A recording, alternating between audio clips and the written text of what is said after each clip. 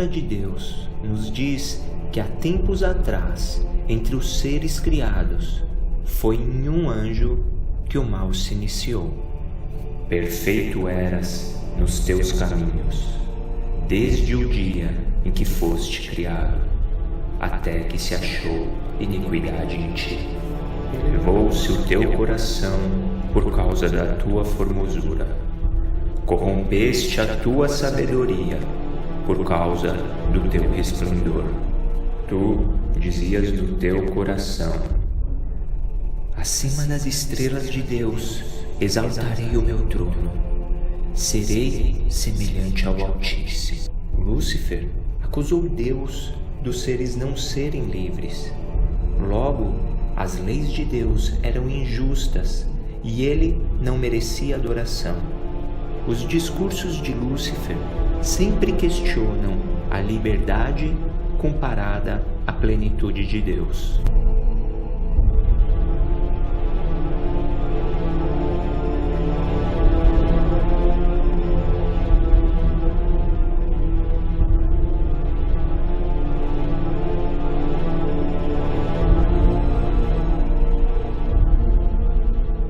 Lúcifer fez com que todos os seres celestiais pensassem se Deus era digno de adoração, se havia uma possibilidade da criatura ser igual a Deus. E houve o engano. E este se estendeu para além das fronteiras dos céus e atingiu os seres humanos. Mas a sentença havia sido clara: o ser humano deveria morrer. Adão culpou a mulher culpou a serpente, e a serpente culpava a Deus, dizendo que as suas leis eram injustas, que os seres humanos não eram livres e que Deus não merecia adoração. O ser mais pleno, aquele que tem vida por si próprio, no qual não há sequer uma gota de maldade, a única expressão verdadeira do amor, foi colocado no banco dos réus, junto com os seres humanos.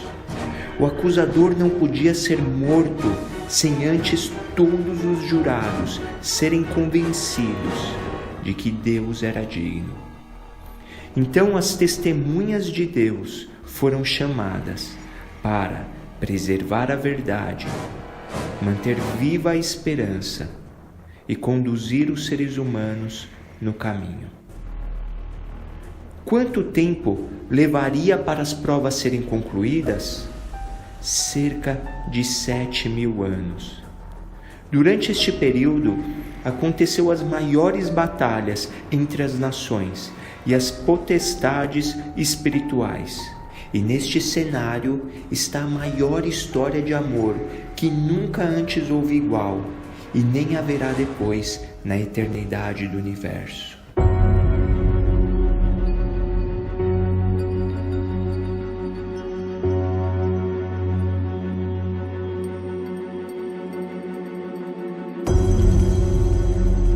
Então o Senhor disse à serpente: e porei inimizade entre ti e a mulher, e entre a tua descendência e o seu descendente. Este te ferirá a cabeça, e tu lhe ferirás o calcanhar. Desde o Éden, Deus disse que a mulher, que representa o povo de Deus, iria gerar o descendente, que seria o Salvador do mundo. Ali também ressaltou que os tempos seriam de inimizade.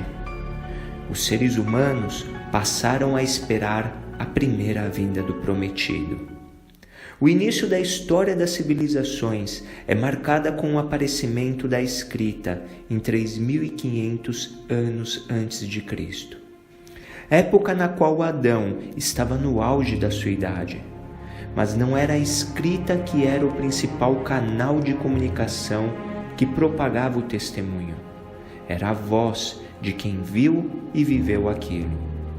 A longevidade das primeiras gerações dos seres humanos garantia que a história da promessa e do engano fosse transmitida de forma fiel, praticamente por aqueles que a viveram.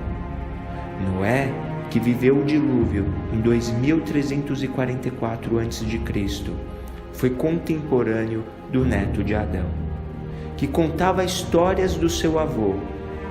Abraão, o pai das nações, foi contemporâneo de Noé, garantindo que o dilúvio não foi uma lenda. Jacó, renomeado Israel, neto de Abraão, também contemporâneo de Sem, filho de Noé, abençoou os seus 12 filhos com testemunho, formando a nação de Israel, que se instalou no Egito. E ali Moisés nos presenteou com o registro da palavra como a conhecemos hoje.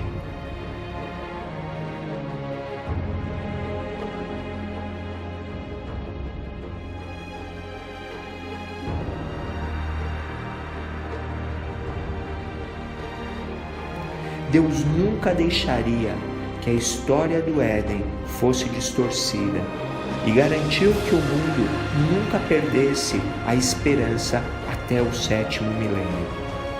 Com a linhagem das primeiras gerações, no tempo de Moisés, Deus levantou e ungiu com seu Santo Espírito um povo.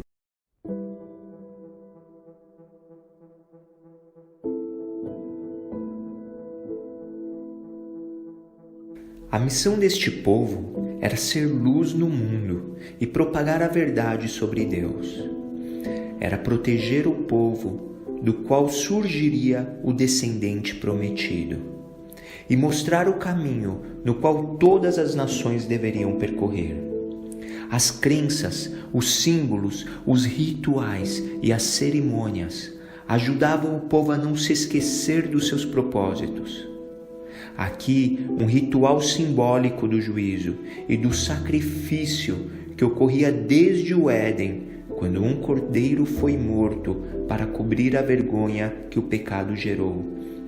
Foi organizado em um sistema social do santuário terrestre, sendo este um modelo do verdadeiro, o qual se encontrava nos céus com a presença de Deus.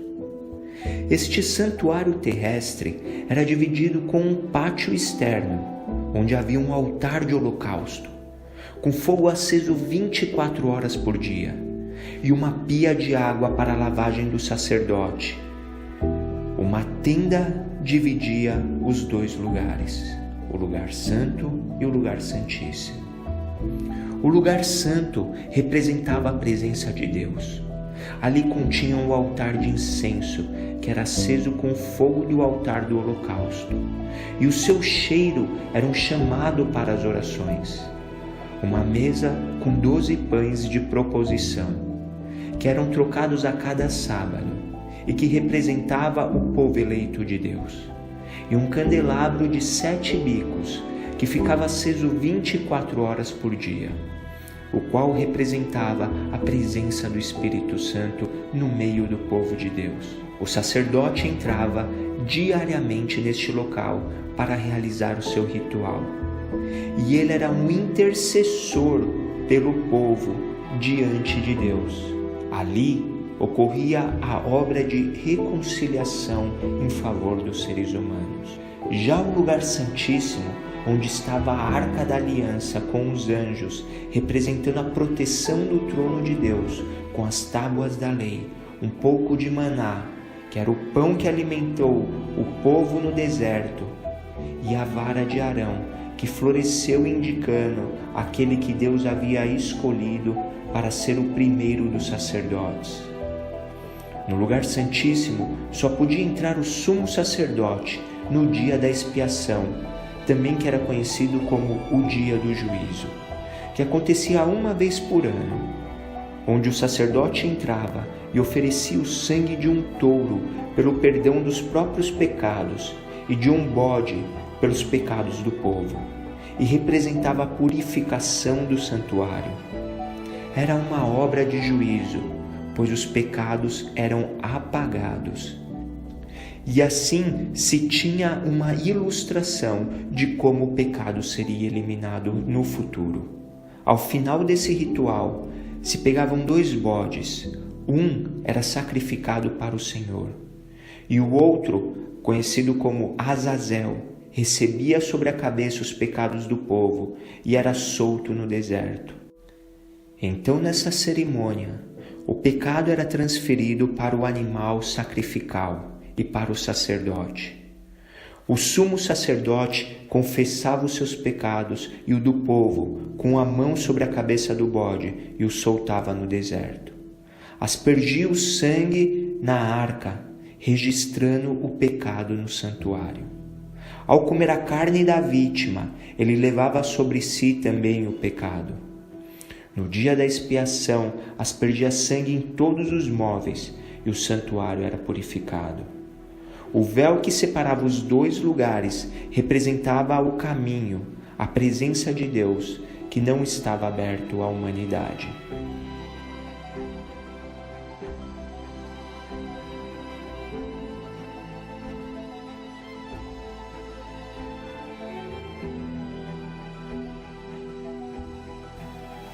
Este ritual iria conduzir o povo até que viesse o descendente prometido, o verdadeiro Cordeiro, com poder real de limpar os pecados. E isso levou 1500 anos para acontecer, desde Moisés até a vinda de Cristo. A primeira fase de organização do povo, conhecida como Época dos Juízes, passou por 7 líderes. Desde Moisés até ungir o primeiro rei Saul, período no qual a Assíria se consolidava como o maior império do mundo. Já na época dos reis, após Saul, temos Davi, que marcará todo o período de reis do povo de Israel. Foi o seu filho Salomão que ergueu o templo, que substituiu a tenda para o ritual do santuário terrestre. Após Salomão, o reino de Israel passou a ser dividido. As tribos foram divididas em Judá e Benjamim, formando o reino mais baixo, ou sul de Judá, que segue com a descendência de Davi.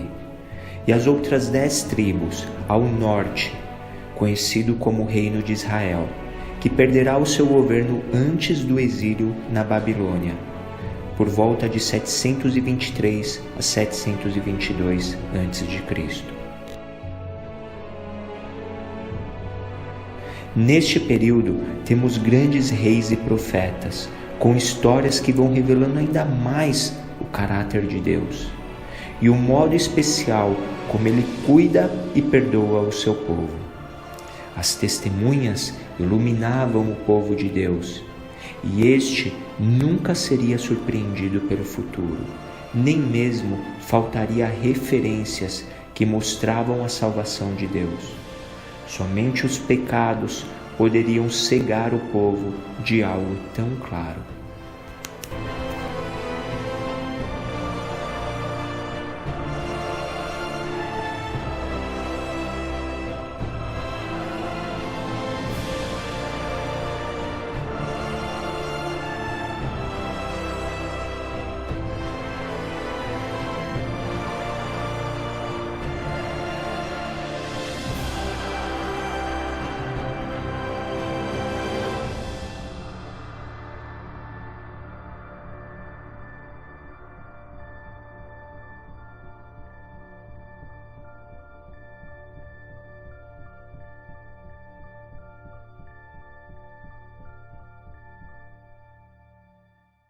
O antigo povo de Israel passou por muitos problemas e se distanciaram de Deus.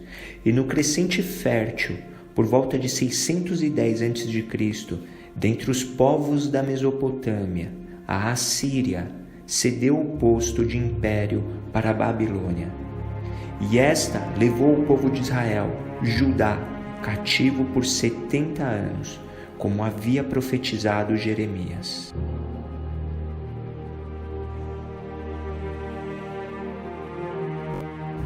Deus enviou uma mensagem no Éden. Ela deveria alcançar todas as gerações, em todas as nações.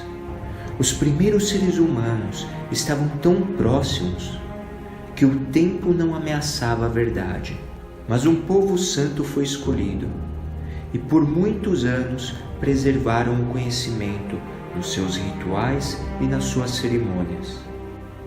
mas a verdade da mensagem era grande demais para um povo que estava ficando pequeno em um mundo em expansão. Então, um profeta foi levantado para descrever a ordem do mundo, como a mensagem continuaria formando o seu povo e como o seu povo caminharia entre os poderes que estruturam as nações. Daniel, cerca de 600 anos antes de Cristo, disse que o povo de Deus teria 49 anos para voltar para sua terra, reconstruir o seu governo, fato que se iniciou em 457 anos antes de Cristo. Depois, eles teriam 434 anos para preparar a vinda do descendente, e este, quando viesse, então faria uma aliança com muitos, de forma muito próxima, por 7 anos, ou seja, até o ano 34 depois de Cristo. Mas no meio destes 7 anos, os rituais e cerimônias não seriam mais necessários, pois ele seria o sacrifício, e no final destes 7 anos não haveria mais barreiras étnicas ou culturais para aqueles que desejassem compor o povo santo, surgindo o novo Israel numa nova era cristã. Daniel também profetizou que nesta era cristã o povo passaria por uma grande tribulação, que duraria 1260 anos, que se iniciou em 538 d.C., com o decreto de Justiniano, dando poder ao Papa, e com seu término em 1798, quando na Revolução Francesa o Papa foi deposto por Berthier. E depois que isso acontecesse, então terminariam os 2300 anos, em 1844, onde se iniciou a purificação do santuário, ou seja, o início do julgamento da humanidade. No final do livro de Daniel, ele ainda reforçou estas visões com 2 datas, de 1290 anos, que se inicia em 508 d.C., quando o rei dos francos, Clovis, fez uma aliança com o bispo de Roma e venceu os visigodos, que eram arianos e eram uma barreira para o papado, e os 1335 anos, que também se inicia no mesmo ano de 508 e vai até 1844, coincidindo com os 2300 anos. No entanto, estas profecias iriam acontecer dentro de diferentes cenários e períodos, onde os reinos e governos disputariam o poder e levantariam grandes dificuldades ao povo de Deus. Logo, ele descreveu os reinos que se sucederiam até os últimos tempos, iniciando com a Babilônia, depois os persas, a Grécia e os romanos, com uma fase de poder político e uma fase de poder papal, sendo que deste último império surgiriam os reinos europeus, que nunca se uniriam num único reino. E por último viria o reino de Deus, colocando um fim a todos os governos humanos. Daniel estava na Babilônia e viu a profecia de Isaías, dita 1 século e meio antes, se cumprir, dizendo que Ciro venceria a Babilônia e libertaria o povo. Depois disso, em 457 a.C., o povo recebeu a ordem para restabelecer o governo em Jerusalém. Na Grécia, o próprio Alexandre o Grande, após vencer os persas por volta de 334 a.C., se reconheceu na profecia de Daniel. E em Roma surgiu uma forma de poder diferente de qualquer outra, um poder político e religioso, que afrontou a Deus e perseguiu o povo de Deus como nunca antes aconteceu. Este governo romano, com a fase política e papal, construiu um modelo que se repetirá no último governo mundial. Das profecias de Daniel, ainda estamos no período da purificação do santuário, e só resta vivenciarmos o último período antes da vinda de Cristo. Período que será profetizado e descrito por João entre 81 a 96 depois de Cristo, mas que só pode ser compreendido sob toda a luz do Antigo Testamento e do Novo, descrevendo a era cristã. Deus, com a sua plenitude e eternidade, se importa com cada ser que Ele criou. Ele estabeleceu as suas leis para que tivéssemos as mais ricas experiências e provou o seu amor se tornando um de nós. Como ser humano, não pecou e foi sacrificado como um cordeiro. O véu do templo foi rasgado, representando e mostrando o sacrifício real com poder de acabar com os pecados.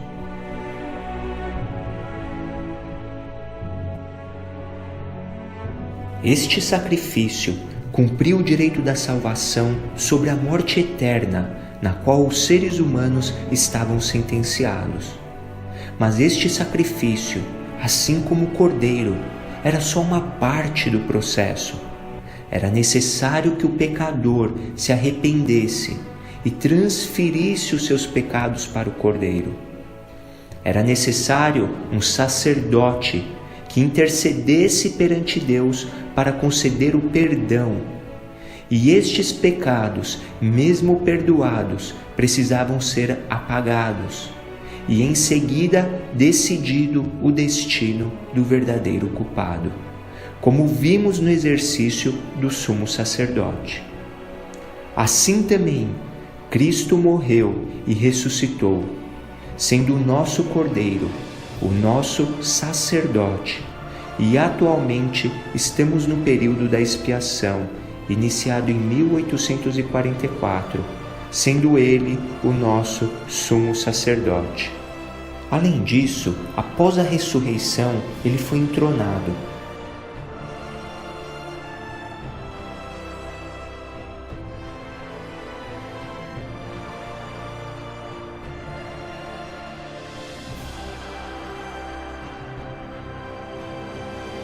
Cumprindo a profecia feita lá com Jacó e com seus filhos, feita a Judá, o leão de Israel, que gerou a descendência dos reis na linhagem de Davi, que foi rompida com o exílio na Babilônia e somente restabelecida em Cristo, que assume então o governo sobre os povos e nações e expulsa Lúcifer do céu.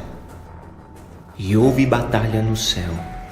Miguel e os seus anjos batalhavam contra o dragão, e batalhavam o dragão e os seus anjos, mas não prevaleceram, nem mais o seu lugar se achou nos céus. E foi precipitado o grande dragão, a antiga serpente, chamado o Diabo, e Satanás, que engana todo o mundo, e ele foi precipitado na terra, e os seus anjos foram lançados com ele. E a sua cauda levou após si a terça parte das estrelas do céu, e lançou-as sobre a terra.